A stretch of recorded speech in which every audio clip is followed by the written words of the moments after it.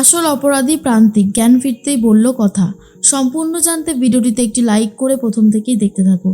গল্পের শুরুতেই দেখা যায় কথার অবস্থা যত সময় যাচ্ছে তত বেশি করে খারাপ হয়ে যাচ্ছে। জুনিও খুব চিন্তা করতে থাকে কি করে রক্তের জোগাড় করা যাবে। এর মধ্যেই ডাক্তারবাবু এসে বলে, আমরা এমআরআই করেছিলাম, ওনার ব্রেনের ক্ষতটা অনেক বেশি ডিপ। আমরা যদি এখনই ওনাকে রক্ত দিতে না পারি, অপারেশনটা সাকসেসফুল করতে না পারি, তাহলে ওনাকে আমরা বাঁচাতে পারবো না। অগ্নি তো শুনেই অবাক হয়ে যায়, আর কি করবে কিছুই বুঝে উঠতে পারে না। আর তার মধ্যেই তখনই অগ্নি বলে, এইভাবে কথা আমাদেরকে ছেড়ে চলে যাবে? না, সেটা কোনোভাবেই হতে পারে না, কিছুতেই আমি এটা হতে দেব না। কিছু আমাকে একটা করতেই হবে, কিন্তু কি করব আমি এখন সেটাই তো বুঝতে পারছি না। আর তার মধ্যেই তখনই অগ্নি বলে, না না ডাক্তারবাবু, আমি দেখছি কি করা যায়। এরপর ডাক্তারবাবু বলে, উনি এমনভাবে পড়ে গেছে না, ওনার হাতেও চোটটা লেগেছে, ওনার হাতের হাড়ও ভেঙে গেছে, অনেকটা সময় লাগবে, ওনার মাথায় কেউ আঘাত করেছে, সেই জন্যই এতটা বেশি করে ক্ষত হয়েছে। এটা শোনার পরেই অগ্নি চমকে যায় আর বলে, কথাকে কে মারার চেষ্টা করেছে? জুনি, জুনি তুমি কিছু জেনে থাকলে বলো না, কে কে মারার চেষ্টা করেছে? আক্কি তখন বলে, কি হচ্ছে কি বিগ ব্রো, এরকম করিস না, ওনাকে একটু ঠান্ডাভাবে ভাবতে দে। এখনই যদি জোর করতে থাকিস তাহলে উনি কি করে বলবে। তখনই অগ্নি বলে, আমি পারছি না, আমি আর এই জ্বালা সহ্য করতে পারছি না।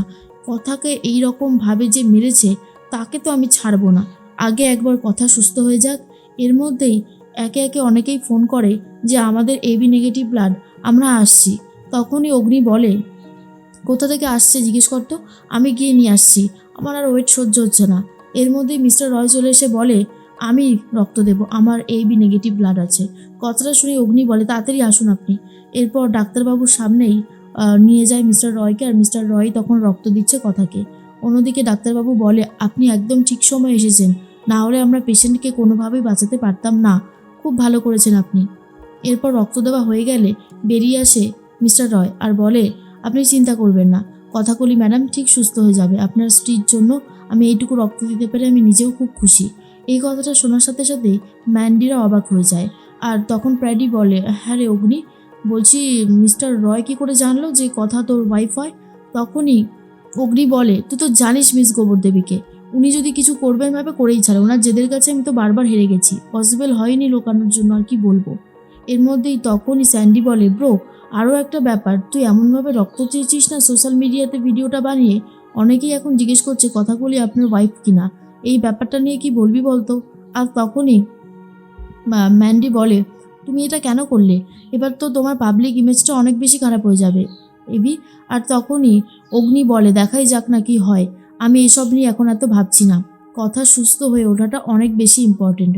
আর এটাও ভাবছি, কে কথার উপর এত জোরে আঘাত করলো, তাকে আমি ছাড়বো না, একটা সময় না আসুক, তাকে এমন উচিত শিক্ষা দেব, সে ভাবতেও পারছে না তার জন্য ঠিক কী অপেক্ষা করে রয়েছে। কথাটা শোনার পরেই ম্যান্ডি মনে মনে ভাবে, কথার জন্য এত বেশি চিন্তা করছে এবি, ব্যাপারটা তো আমার খুব একটা সুবিধে লাগছে না, গন্ডগোল মনে হচ্ছে কিছু একটা হচ্ছে। কথাকে আমি কোনোভাবেই এবির কাছে আসতে দেব না, এই কথা সুস্থ হোক না, তারপর এবির সম্মান নিয়ে আবার যখন ছিনিমিনি খেলবে তখনই এবি ওর উপর রেগে যাবে, সেটা আমি খুব ভালো মতনই বুঝতে পারছি। অপারেশন চলছে, আর তখন অন্যদিকে অগ্নি ভাবে, এখনও তো কোনো খবর পেলাম না, কী যে হবে কিছুই বুঝতে পারছি না। আর অন্যদিকে দেখা যায় যে অপারেশন সাকসেসফুল হয়েছে, কিন্তু এখনও কথার জ্ঞান ফেরেনি। কথাটা শোনার পর এভি অনেকটাই নিশ্চিন্ত। এরপর অগ্নি বলে, আমি একটু আসছি। তখনই প্র্যাডি বলে, কোথায় যাচ্ছিস? তখন অগ্নি বলে, তুই তো আর কিছু করবি না, তাই আমাকেই কিছু করতে হবে। প্র্যাডি বলে, এই দাঁড়া দাঁড়া, কী করবো না, আমি তো তোর কথা কিছুই বুঝতে পারছি না। তখনই অগ্নি বলে, কথাকে যারা মেরেছে আমি তো তাদেরকে ছাড়বো না, তাদের বিরুদ্ধে একটা মামলা তো করতেই হবে, অ্যাকশন নিতে হবে। তখন প্র্যাডি বলে, কিন্তু কথা সুস্থ না হলে এফআইআরটা করবে কে?